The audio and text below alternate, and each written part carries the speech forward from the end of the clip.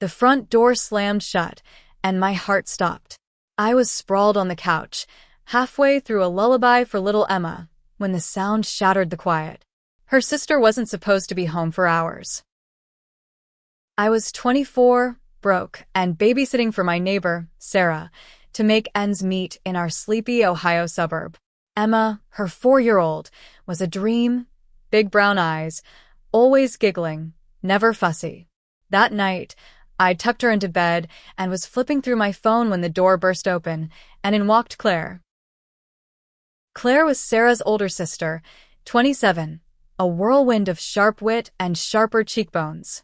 She wasn't supposed to be back from her business trip until midnight.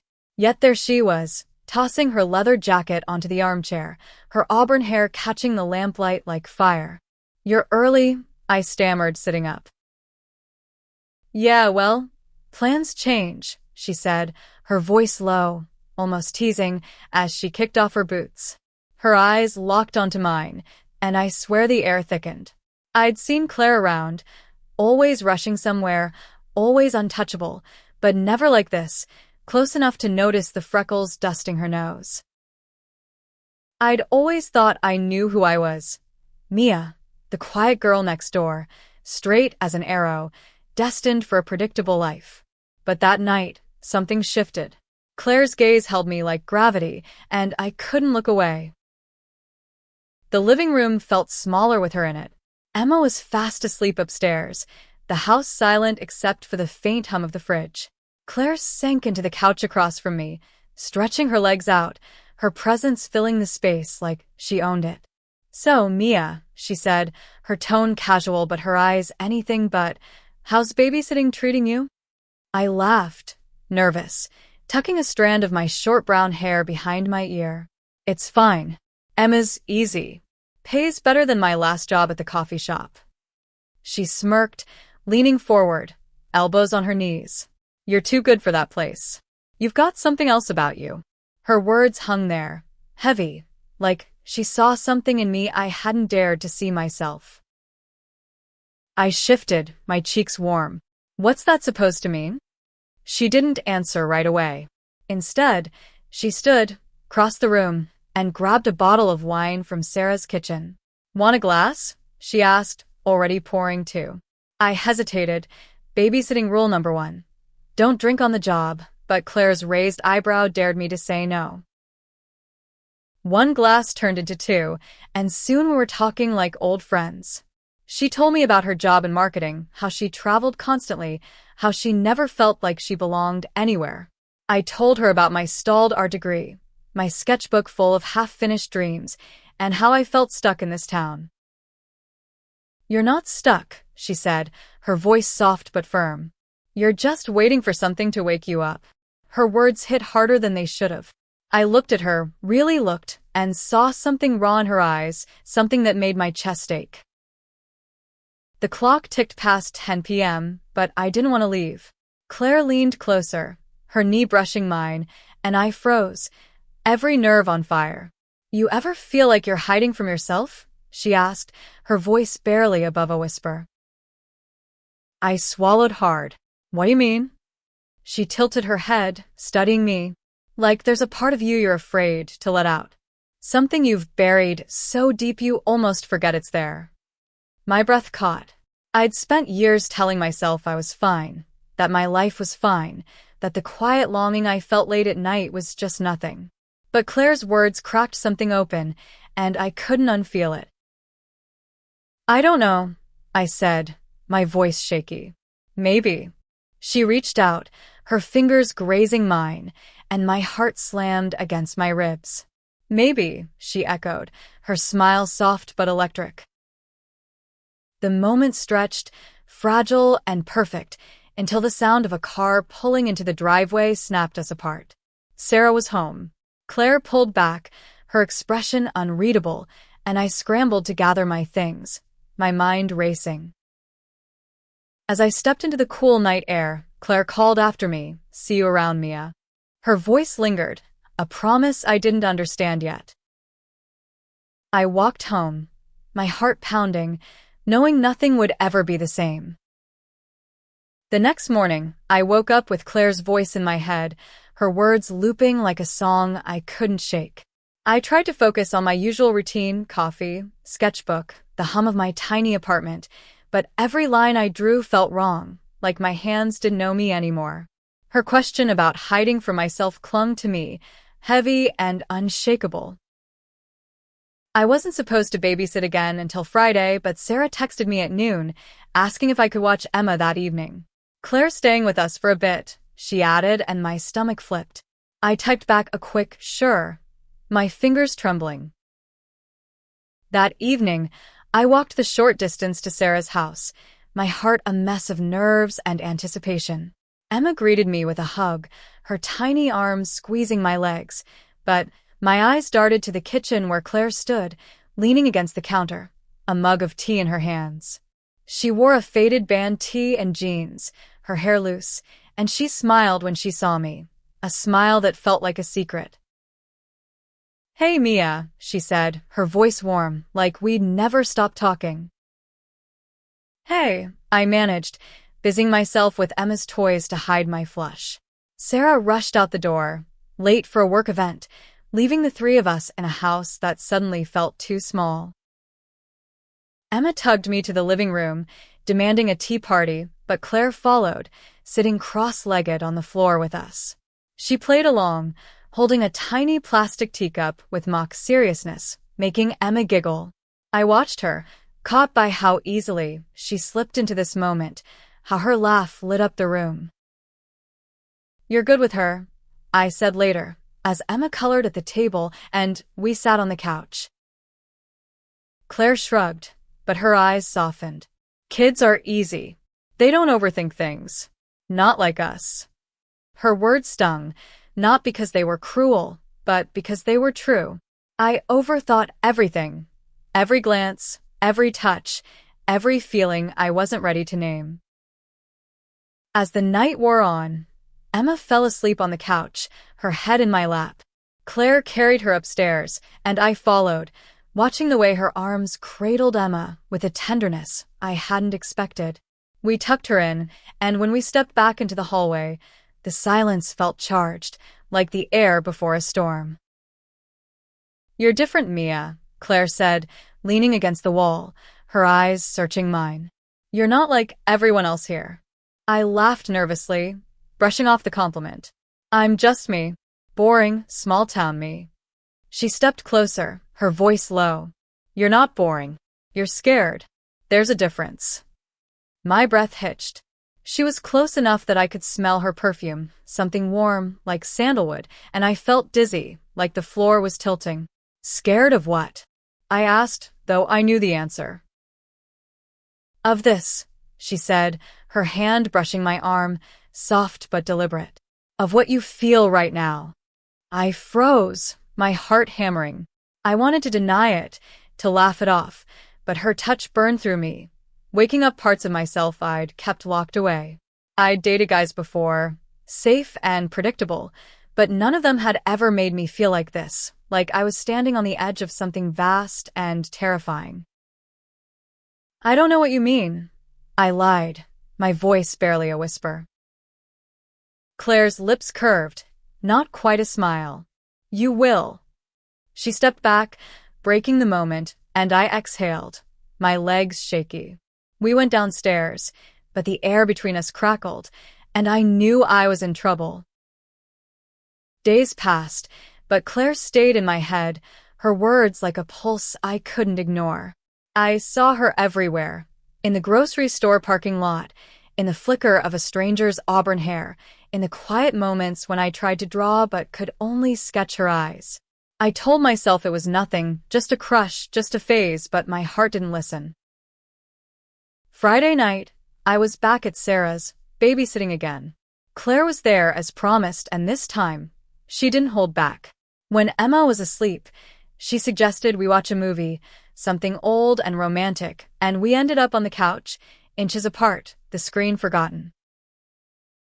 "You're quiet tonight," she said, her voice teasing but gentle. I shrugged, my hands twisting in my lap. "Just thinking." "About what?" Her eyes were on me, steady and unrelenting. I couldn't lie, not with her looking at me like that. About you, I admitted, my voice barely audible.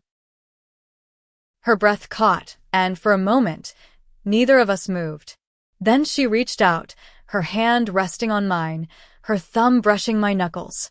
"Good," she said, and the words sent a shiver down my spine. We talked for hours, the movie long over, about everything and nothing, her childhood, my fears, the way the world felt too big and too small all at once. She told me she'd always known she was gay, even when her family didn't understand, even when it cost her friends. I told her I'd never questioned myself until now, and the words felt like a confession. "You don't have to have it all figured out," she said, her voice soft. "You just have to be honest with yourself." I wanted to be honest, but fear clawed at me, fear of what this meant, of what people would say, of losing the life I'd always known. But when Claire leaned in, her lips brushing mine, soft and tentative, I didn't pull away. The kiss was brief, but it burned through me, rewriting everything I thought I knew. When she pulled back, her eyes were wide, like she was as surprised as I was. "I'm sorry," she whispered. "I shouldn't have." "No," I said, my voice steady for the first time. "Don't be." The kiss changed everything. I walked home that night in a daze, my lips still tingling, my mind a storm of questions and longing. Claire had awakened something in me, something I couldn't bury again, no matter how hard I tried. The next week was torture. I saw Claire at Sarah's house, but we were never alone. Emma was always there, or Sarah, or the chaos of daily life. Our glances lingered, charged with unspoken words, but fear kept me silent. What if this was a mistake? What if I was wrong about myself? One evening, I was sketching in my apartment when Claire knocked on my door. She held a bottle of wine and a shy smile, and my heart leapt. "Thought you could use some company," she said, stepping inside. We sat on my tiny balcony, the Ohio sky bruised with twilight, and talked until the stars came out.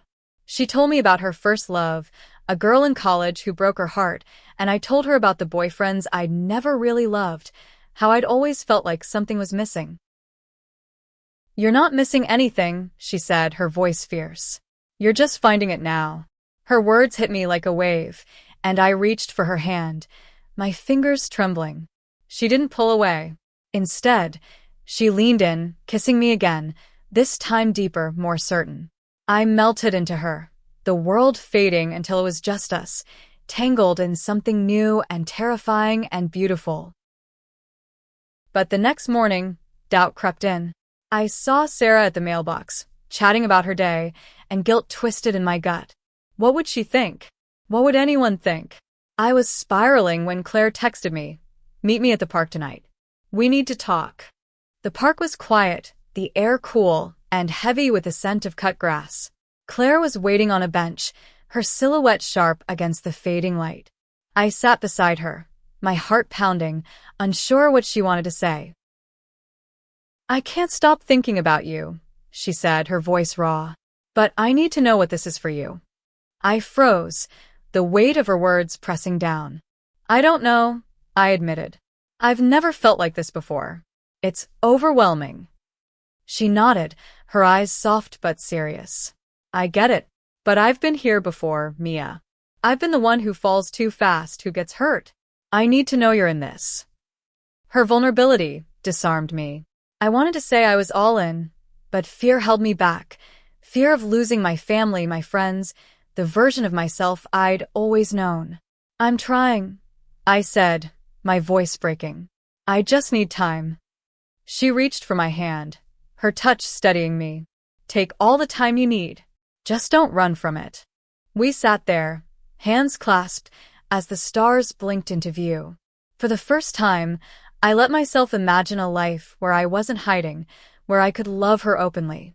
It felt impossible, but it also felt right. The next few weeks were a blur of stolen moments, late-night talks, secret kisses, quiet walks where no one could see us. Claire was patient, but I could feel her waiting, hoping I'd find the courage to be honest. I wanted to, but every time I tried to tell Sarah or my parents, the words stuck in my throat. One night, everything unraveled. Sarah caught us holding hands in her kitchen, her eyes wide with shock. "Mia, what's going on?" she asked, her voice sharp. I panicked, my face burning. "It's nothing," I stammered, pulling away from Claire. Claire's expression hardened, and she left without a word. Sarah stared at me, confused, and I mumbled an excuse and fled. I didn't see Claire for days. She didn't answer my texts, and Sarah said she'd gone to stay with a friend. The silence was unbearable, and I hated myself for hurting her, for being too scared to stand up for what I felt. I spent hours sketching, pouring my guilt and longing into every line. One drawing, a portrait of Claire, her eyes full of fire and vulnerability, became my confession. I knew I had to find her. I found Claire at a coffee shop downtown, her head bent over a book. My heart raced as I approached, clutching the sketch I'd made. "Can we talk?" I asked, my voice trembling. She looked up, her eyes guarded. "What do you want, Mia?" I slid the drawing across the table. "This is what I want," I said. "You." "All of it. I'm done hiding." She studied the sketch, her expression softening. "You mean it?" I nodded, tears stinging my eyes. "I'm scared, but I love you. I'm not running anymore." She stood, pulling me into her arms, and I buried my face in her shoulder, the world falling away. We talked for hours, laying bare our fears and hopes, and when she kissed me, it felt like a promise. But coming out wasn't easy. Sarah was supportive but confused, and my parents struggled, their love tangled with disappointment. I lost some friends, but others surprised me with their acceptance. Through it all, Claire was my anchor, her strength steadying me. A year later, Claire and I stood in our new apartment, boxes scattered around us. We'd moved to a bigger city, chasing dreams we'd both put on hold. I was finishing my art degree, and Claire had started her own marketing firm. Life wasn't perfect. There were still whispers, still doubts, but we faced them together. One evening, we sat on our balcony, the city lights sprawling below. Claire took my hand, her thumb tracing circles on my skin. "Worth it?" she asked, her eyes sparkling. I laughed, leaning into her. "Every second." I thought about that night I'd been babysitting, when Claire came home early and turned my world upside down. I'd been terrified, but I'd also been found.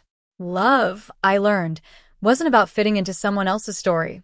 It was about writing your own, messy and real and true. And as we sat there, wrapped in each other, I knew I'd never hide again.